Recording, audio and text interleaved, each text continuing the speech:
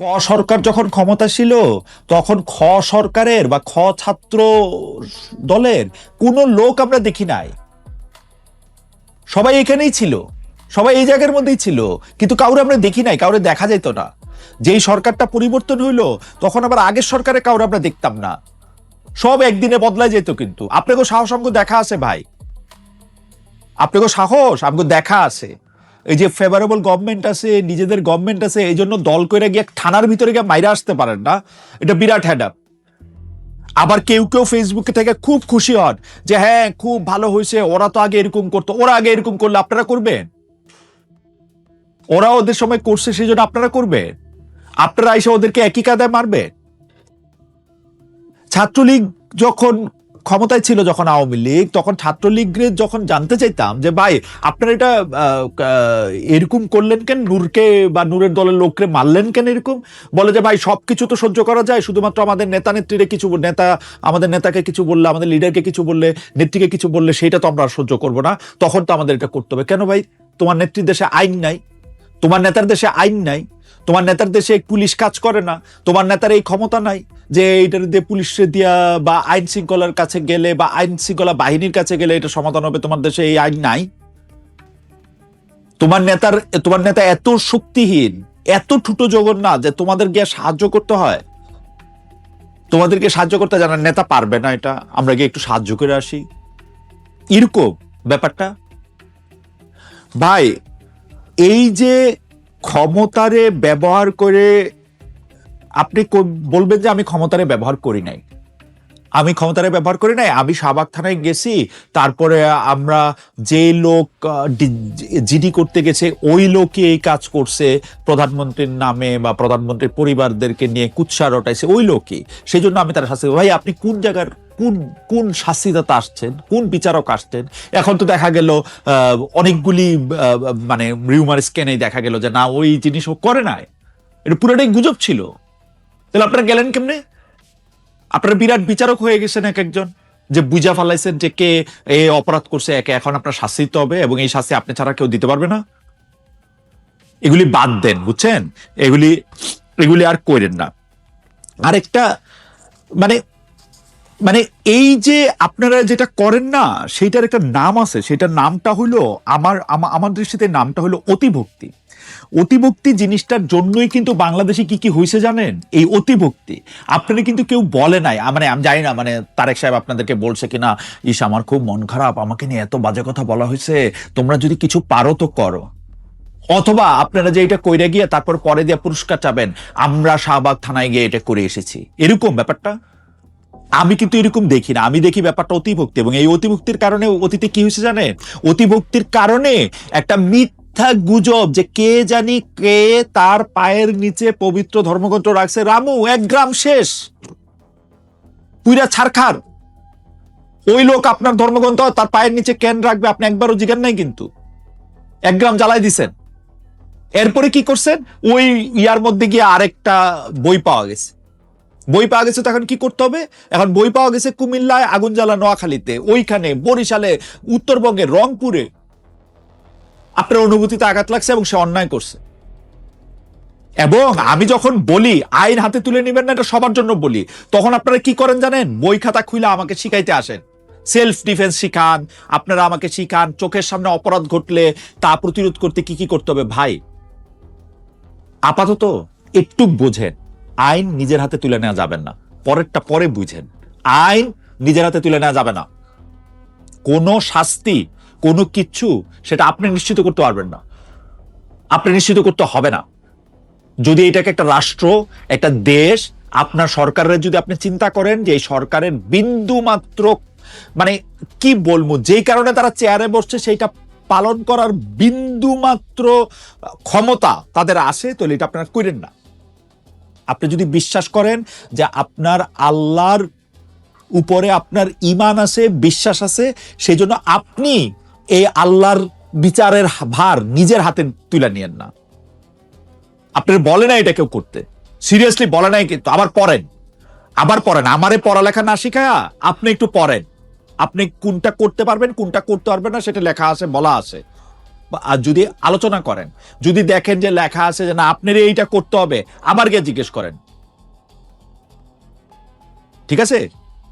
আপনি আইন হাতে তুলে নিবেন না, পিরিয়ড। আর তাছাড়া অনুভূতির ব্যাপারটা একটু বলি।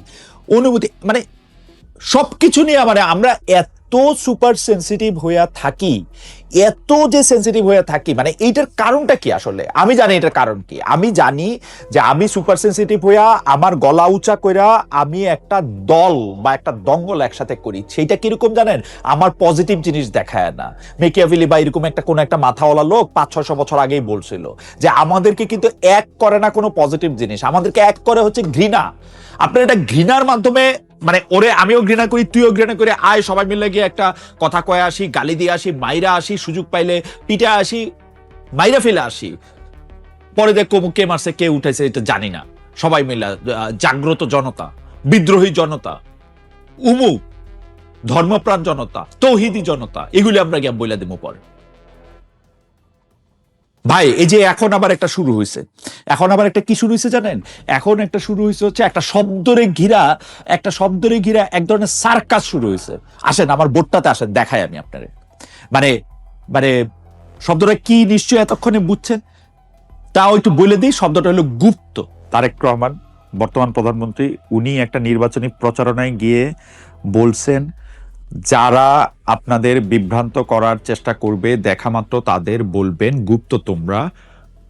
এই কথা বলার পরে গুপ্ত নিয়ে এক ধরনের আলাপ আলোচনা শুরু হয়েছিল, টুকটাক গুপ্ত, এবং খুব সুন্দর বলা হয়েছে গুপ্ত। এর একদিন পরে জামায়াতের আমির জনাব শফিকুর রহমান তিনি কথাটা পিক করলেন এবং বললেন আমরা পড়ি, শফিকুর রহমান সাহেবকে পড়ি, আমরা গুপ্ত নাকি সুপ্ত?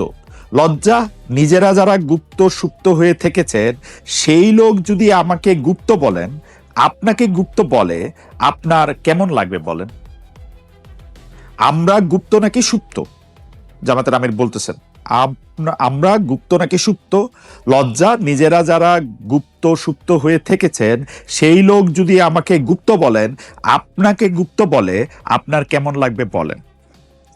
মানে এই প্রশ্নের উত্তর যদি আমার দিতে হয় যে গুপ্ত বললে আমার কেমন লাগবে, মানে যত খারাপ লাগবে বলে আপনি মনে করছেন বা আপনারা মনে করছেন তত খারাপ আসলে লাগবে না।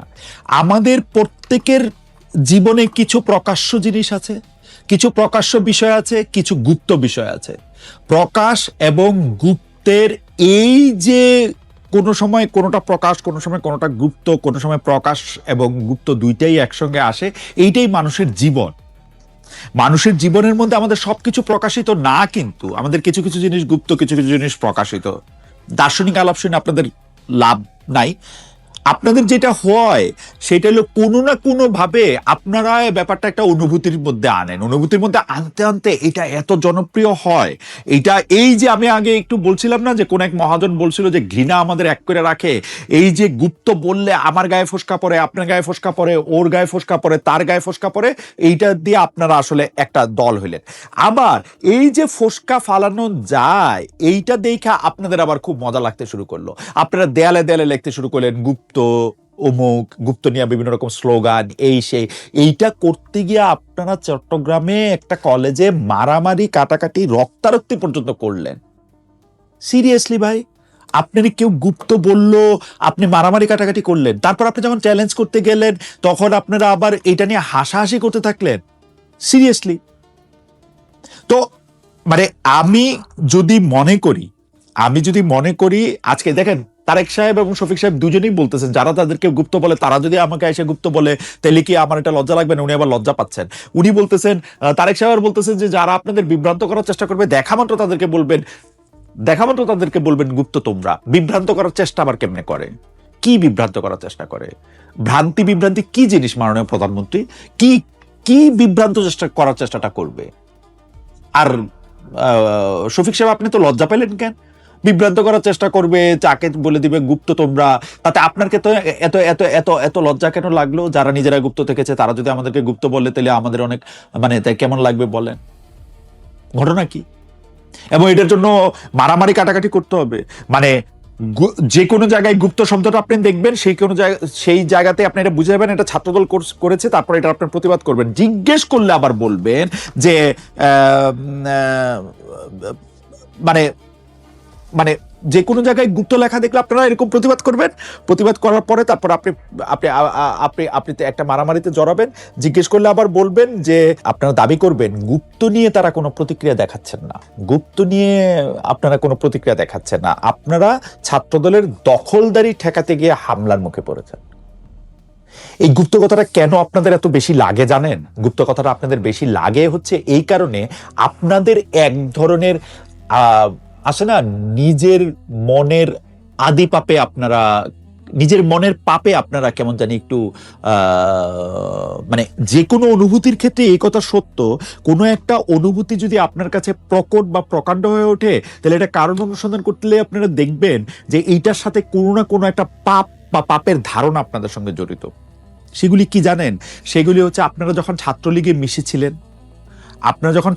মিশেছিলেন, বা অন্য কোনো দলে মিশেছিলেন, যেহেতু তারা আপনাদের দলকে নিষ্পেষণ করতে করতে নিষিদ্ধ করার মতো জায়গায় নিয়ে গেছিল, আপনারা প্রকাশিত হতে পারতেন না। সেই সময় আপনারা এমন অনেক কাজ করেছেন যে কাজগুলো আপনাদের সঙ্গে যায় না। ছাত্রলীগের সাথে মিশে দঙ্গলবাজি করেছেন। সেই দঙ্গলবাজির সময় আপনারা যে বেশি ছাত্রলীগ, সেটা প্রমাণ করার জন্য বড় বড় অন্যায়ের কিছু কিছু মানে আপনারা করেছেন। সেই জন্য গুপ্ত বললে আপনাদের লাগে। আপনাদের গুপ্ত যদি হইতো হচ্ছে এরকম যে আপনারা ঠিক একটা ছাত্রলীগের কথা বলে বা অন্য কোনো একটা সংগঠনের কথা বলে আপনারা আপনাদের মতো আছেন, আপনারা কোনো ধরনের কোনো মানে আছে না, কেউ কেউ বলে থাকেন যে নতুন নতুন ধর্ম যদি আপনি কোনোটা নেন, তখন আপনি সেইটাকে আরো, বা যদি লুকায় থাকেন তাহলে আপনি সেইটা বেশি করে পড়ে প্রমাণ করতে চেষ্টা করেন যে না, আপনি তাদের দলেরই অংশ। যেমন ধরেন, আপনি যদি এখন কোনো খ্রিস্টান দলের সঙ্গে মিশে যান, আপনি অনেক অনেক অনেক অনেক শুকর খেয়ে মাংস খেয়ে আপনি প্রমাণ করতে চাবেন যে আপনি আসলে মুসলমান না, আপনি আসলে খ্রিস্টান, তাই না? সেরকম কোনো কিছু আপনি করছেন নিশ্চয়ই। সেই জন্য গুপ্ত বললে আপনারা তো লাগে। সেই জন্য গুপ্ত বললে আপনার কাছে মনে হয় যে সব তো বুঝে গেল। সেই জন্য যদি কেউ এরকম কথা বলে যে আমি কিন্তু জানি আপনি কি করেছেন লাস্ট সামারে, তখন আপনার কাছে মনে হয় যে হ্যাঁ সত্যি সত্যি তো জানে, জেনে তারপর আবার এই কথা এখন বলে দিবে কিনা, এইটা নিয়ে আপনি কাজ করবেন, তাই না? আপনাকে বলি, এই যে এই অনুভূতি, এই গুপ্ত বললেই আপনার গায়ে কাটা দেওয়া, আগুন লেগে যাওয়া, গুপ্ত বললেই বা কোনো এক জায়গায় লেখা দেখলেই আপনার এটা করতে পারা, এটা আপনি করেন না। আর মানে এটা করার দরকার নাই। এটা করে আপনি এটা প্রমাণ করতে পারবেন না। ধরেন গুপ্ত বললে যদি আপনার গায়ে লাগে, তাহলে আপনি প্রমাণ করতে চাইলেন যে আপনি আসলে গুপ্ত না, এটাকে আপনি প্রমাণ করতে পারবে? আরো বেশি করে মনে হইব যে আপনি গুপ্ত, আরো বেশি করে মনে হইব যে আপনি ওটার সাথে সংশ্লিষ্ট। সুতরাং আপনি এটা করেন না। আপনি বরং বিভিন্ন সময় সোশ্যাল মিডিয়াতে এটা দেখি যে গুপ্ত হইলে কি হয়েছে, কত সময় তো কত ছদ্মবেশ নিতে হয়, কত রকম কত পরিচয়ের মধ্যে দিয়ে যেতে হয়, কত রকম করে হইলে তো কোনো অসুবিধা তো কোনো কিছু নাই। ইজিলি নেন, টেক ইট ইজি। সবকিছু নিয়ে এরকম মনে করেন একদম এত উত্তেজিত, এত ক্ষিপ্ত, এত প্রক্ষিপ্ত হওয়ার দরকার নাই। ঠিক আছে? এই দেশে শান্তি আসুক, শান্তি বিরাজ করুক, এটা আপনার যেমন চাওয়া, আমাদেরও সেরকম চাওয়া।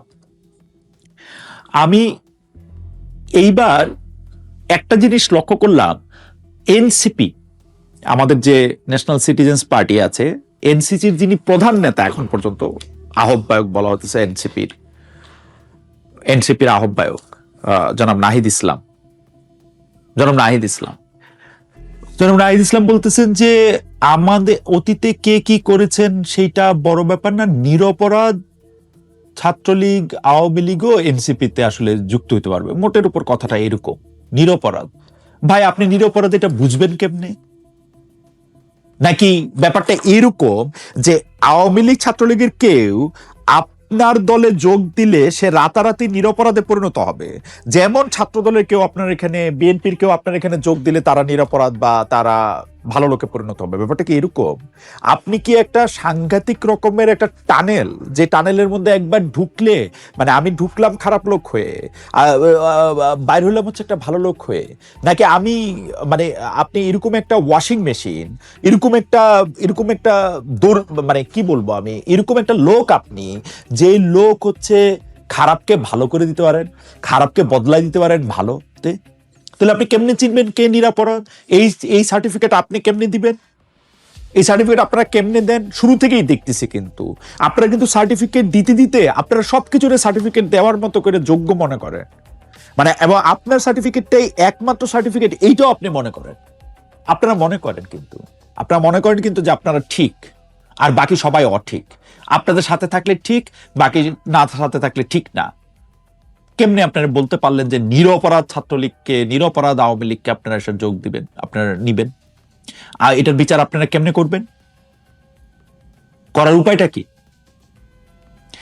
মানে আপনাদের কাছে কি এইরকম কোনো মানদণ্ড, এরকম কোনো দাঁড়িপাল্লা, এরকম কোনো কিছু কি আছে যে ওইটার মধ্যে আপনারা বসাই দিবেন একজন ছাত্রলীগের লোকরে, তারপর একটা বাটখারা দেয়া মাইপা বুঝবেন যে তার কোনো অপরাধ নাই বা নিরপরাধ সে? আসে এরকম? তাহলে আপনারা বলেন কেন এই কথা?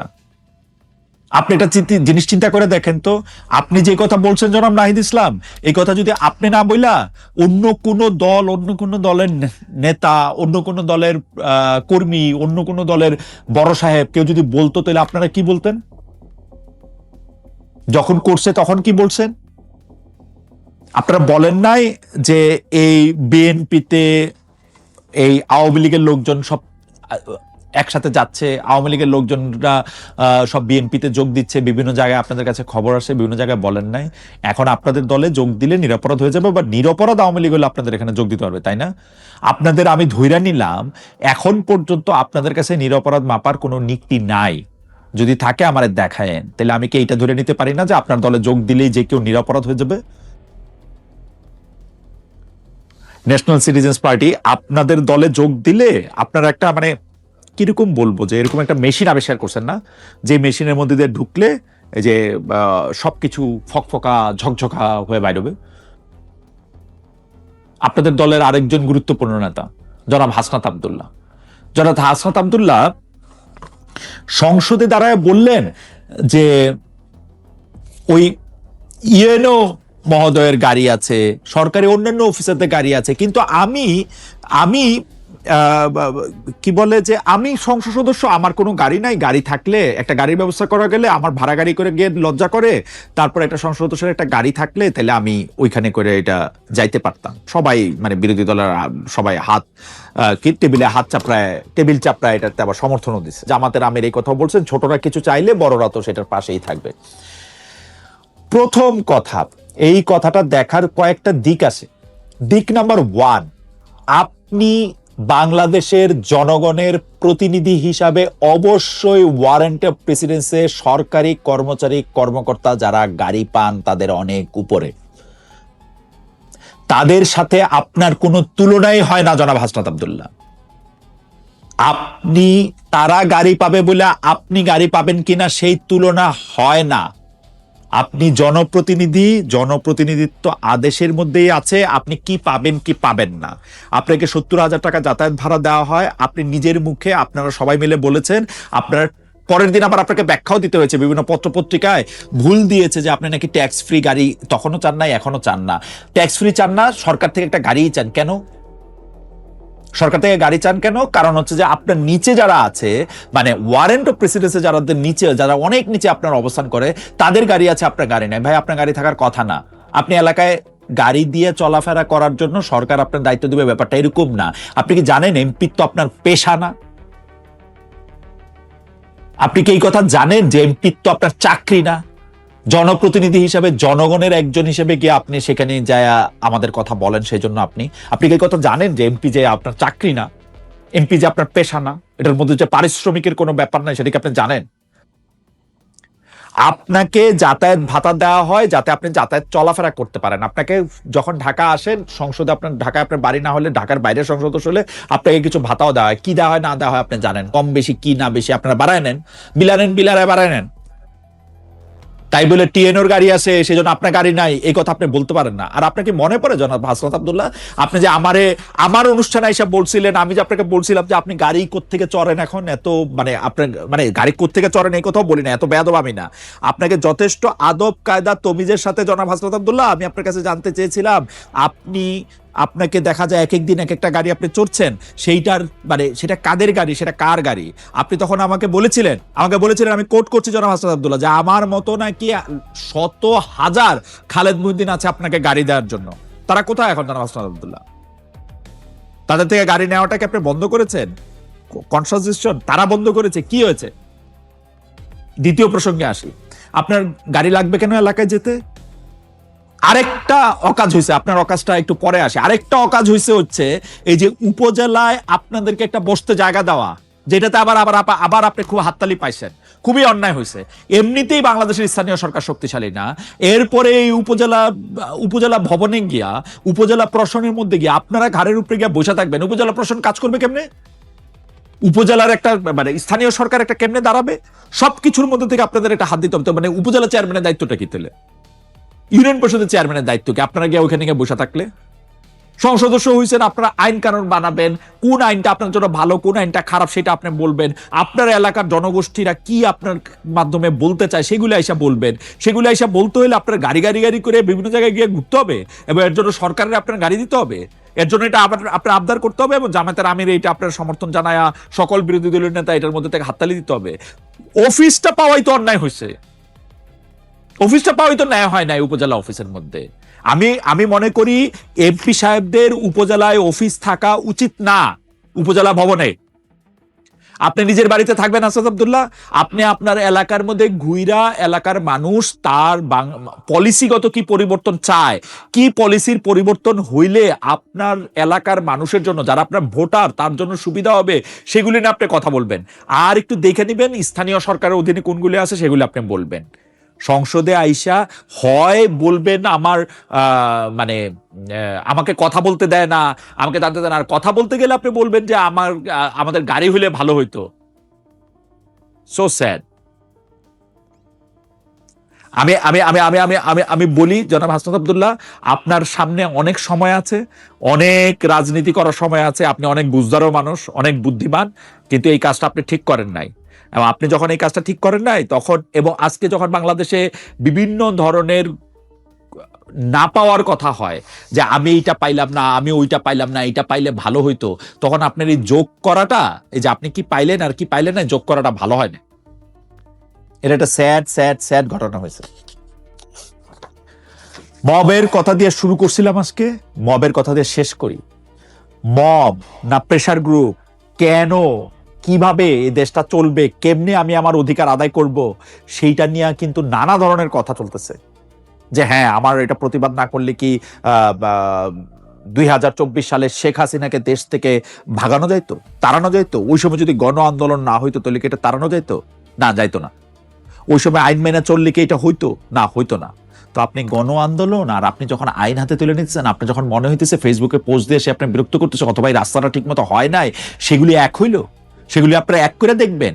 এগুলি আপনারা কয়জন, তাহলে আপনারা কয়জনের নাম দেন, যে এই 200 জন, এই 500 জন, এই 1000 জন আপনারা যে কোনো সময় যে কোনো রাস্তা হাত দিয়ে তুলে নিতে পারবেন। আপনারা নাম দেন যে এই সময় যে কোনো একজন লোক ওই এ ভাষণ বাজাইলো কেন, এ গান বাজাইলো কেন, এইটা করলো কেন, এইটা আপনি করতে পারবেন। আপনি এই 300 জনের নাম দেন, যে 300 জন গিয়ে কইতে পারবেন যে শেখ হাসিনা এই কাজ করছে, সুতরাং শেখ হাসিনার দোষর অমুক আসে, তারা পিটাইতে পারবেন।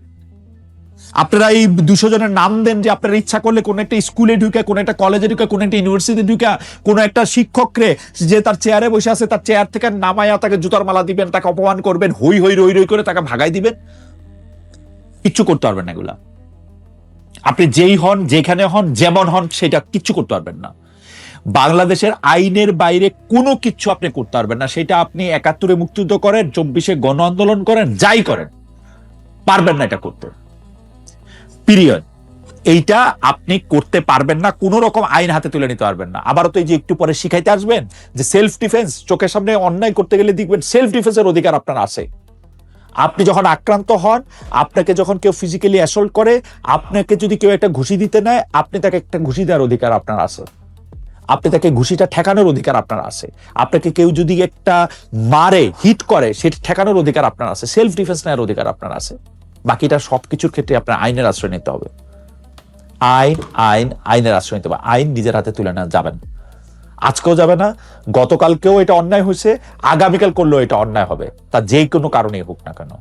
এই যে দেখেন, একটা ছোট জিনিস বলি, কোর্টে গিয়া যদি আপনি কোনো একটা মামলা করেন, তখন এক জোড়া লেটিন শব্দ আছে, লুকাস স্ট্যান্ডাই, মানে আপনি এটাতে কিভাবে এফেক্টেড সেটা আপনার প্রমাণ করতে হয়, এটা আপনাকে কিভাবে হার্ম করে সেটা আপনার প্রমাণ করতে হয়। অনুভূতি দেখা যায় না, এই অনুভূতি নিয়ে সবসময় সামনে আসেন না। আমি দেখি গান একটা জনপ্রিয় হয়েছিল না, কে জানি মানে মানে অনুভূতিতে আঘাত দেওয়ার জন্য। এই অনুভূতিগুলি একটু আলাদা করে রাখেন। আপনারও যেমন অনুভূতি আছে, আমারও এরকম অনুভূতি।